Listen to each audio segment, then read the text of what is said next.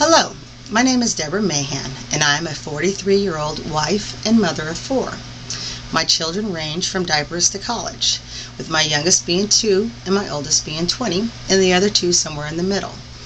I have a strong desire to work in the human services industry because I have a desire to help people, and I feel like I want to make some difference in humanity. I think that when we work with people and we help somebody, no matter how small or insignificant it might seem to somebody else, that is very powerful and has a rippling effect. And that these small little areas we help people with make a big difference in the overall picture. I graduate from Bluefield College this December 2012 with my bachelor's degree in human services. I'm very excited about that. I started off at John Tyler Community College, where I received my certificate as a substance abuse assistant, and then I went on and received my associate's degree in human services with a specialization in disabilities. I currently work in the human services industry as a case manager through Workforce. I work for a program called WIA, which is the Workforce Investment Act. It is a federally funded grant. I work with 2 different segments of the population. They're all 18 years old and older. One are considered adults and one are considered dislocated workers. Their dislocated worker has less barriers than the adult participant. Oftentimes these are people who have good job retention, have a lot of previous employment, have a lot of skill. I have people on my caseload that have all the way up through their master's degree, but unfortunately due to the job market and the economy, they're having a tough time finding employment. So I work with them on a one-on-one setting.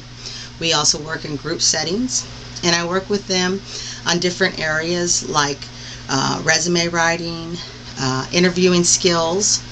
I require all my participants to be in some type of networking, whether it be a job club, a career connect, or a job networking club. That I tell everybody, people get jobs from knowing somebody who knows somebody. So the more people you get out there and meet, the more your opportunity becomes to find a job. Now with the adult population, I also work with these same areas, but they often are facing a lot more barriers. So I start with each participant on that population where they are at. Some of them have poor job retention skills. They lack job history. They may have no job history. So one of the things that we look at is what it's going to take to make them employable.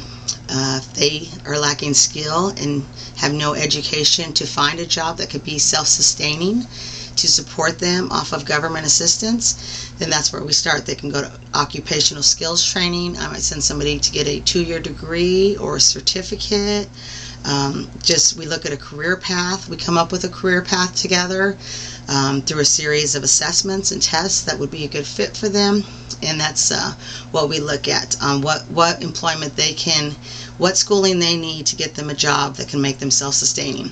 But a lot of times there's a lot more barriers with the adult population. They might be suffering from substance abuse issues, homelessness, they're hungry. So in those situations, I look at that. If it's somebody having a substance abuse issue, I may write them a referral to get into counseling. If somebody is hungry, I send them to social services to get on food stamps, to a food bank, to a pantry. If someone's homeless, we'll look at various shelters, or somebody might have child care issues. One of the parts of our program is we do have the option of helping with child care. We'll also look at social services and other places to help with that. We look at these barriers first because if a person is hungry, then we need to look at that issue first. There is no sense in sending somebody to school and expecting them to sit down and write a speech or read 4 chapters in a week when all they can think about is they want to eat. So we address those barriers first, and then we start looking at the employability part of it. I do enjoy my job very much. There's a lot of different aspects of it. I work with people one-on-one. I enjoy that part of it. There's a lot of paperwork involved in what we do because it's a federal grant. So there's a lot of putting in case notes and just a lot of eligibility. I enjoy that part of it too. I like collaborating with our partners. We partner with the VEC, the Virginia Employment Commission. We partner with DARS, the Department of Aging Rehabilitative Services. We have many partners, and I enjoy working with all these partners because a lot of times when somebody is enrolled in our program, they're enrolled in multiple programs, and we all work together to come up with the best plan for the person we're serving so that we can help them the best way that all of us can together.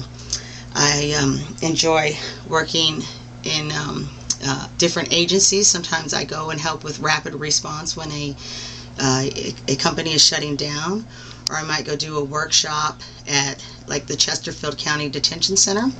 So I do enjoy every aspect of my job other than probably the politics of it. It's very political because it's federal money, and a lot of times the politicians, they want to just see the numbers and they don't really care about the human factor involved. And me being a case manager and a person in human services, sometimes that's a bit of an annoyance, but I understand that in order to receive the money, they have to see the numbers. So my path, I hope someday, takes me down substance abuse. I've been a recovered addict for 5.5 years, and I would like to take that knowledge and experience to help others with their addictions. But if it doesn't, if that's not the direction that my career goes in, then that's fine. Long as though I'm helping people and feeling like every day I'm going to work and making a difference, then I'm happy with that. Thank you.